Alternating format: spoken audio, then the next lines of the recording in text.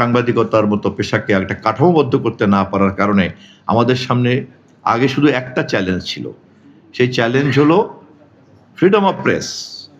এখন কিন্তু তার চেয়ে বেশি বড় চ্যালেঞ্জ হয়ে গিয়েছে যে combating of misinformation and disinformation.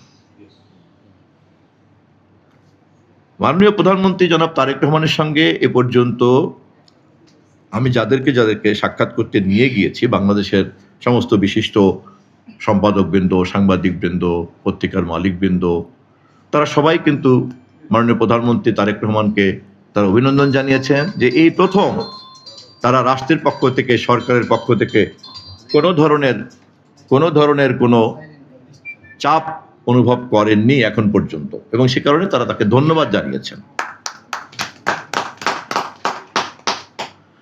একই সঙ্গে একথা তো সত্য যে তারা চাপ অনুভব করেন নাই, কিন্তু তাদের জীবনমানের কি কোনো গুণগত পরিবর্তন ঘটেছে? সাংবাদিকদের পেশাগতভাবে কিন্তু নিরাপত্তার মাত্রাটা কি বেড়েছে? তাদের বেতনের নিশ্চয়তা কি বেড়েছে? তাদের পেশাগত পরিবেশ কি উন্নত হয়েছে? সাংবাদিকের সঙ্গে মালিকের যে সম্মানজনক সম্পর্ক থাকা দরকার তা কি হয়েছে? ওয়েজ বোর্ড মানা না মানার বিষয়ে সরকারের যে ভূমিকা রাখা দরকার, সরকার কি তা পেরেছে? অতএব এখন কিন্তু পক্ষ আর এটা না যে রাষ্ট্র অথবা রাষ্ট্রের গোয়েন্দা বাহিনী বনাম একজন মুক্ত সাংবাদিকতার সাহসী ব্যক্তি, এটাই কিন্তু এখন বিরোধ না। এখন কিন্তু তার চেয়ে অনেক বড় বিপদ হচ্ছে একজন পেশাদার, দায়িত্বশীল, মেধাবী, যোগ্য সাংবাদিক তিনি তার এই পেশায় সম্মান এবং মর্যাদার সঙ্গে তিনি টিকে থাকতে পারবেন কি পারবেন না।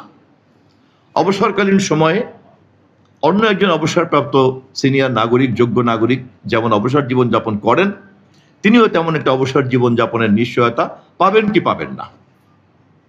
অতএব সাংবাদিকদের কল্যাণ নিয়ে যে মত বিনিময় করতে আমরা এখানে বসেছি, আমি আপনাদের সকলের কাছে উদাত্ত আহ্বান জানাই, এই বিষয়গুলি সম্পর্কে আপনাদের সকলের কন্ট্রিবিউশন দরকার।